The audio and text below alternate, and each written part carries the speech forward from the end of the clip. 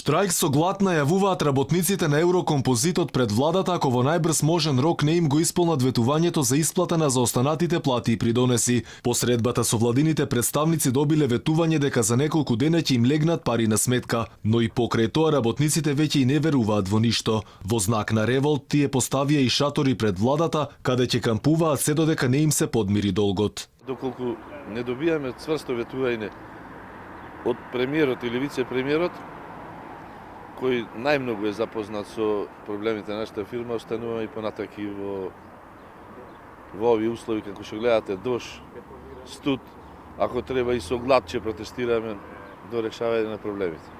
Вице-премиерот неколку пати изјавуваше дека ќе го реши вашиот проблем, меѓутоа гледаме ситуацијата каква што е. Исто така и премиерот на последната средба, кога беше во Прилеп, ни го ветија ова исто до што ви го кажав. Во претходната изјава премиерот рече доколку не се најде потенцијален купувач, ќе интервенираме со буџетски средства од 3 милиони евра, кое изгледа беше само ветување. Вработените од Еврокомпозит откако од Прилеп дојдоа во Скопје и ги поставија шаторите покако што велат неуспешниот состанок, биле замолени за решение да почекаат до понеделник. Тие бараат конкретни рокови за понатамошното решавање на проблемот со заостанатите плати и придонеси.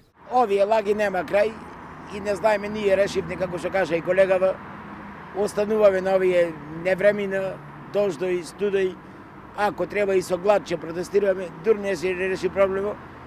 Тројца, четворица ќе останеме овдеки, проблемот дур не се реши, не заминуваме од Скопје.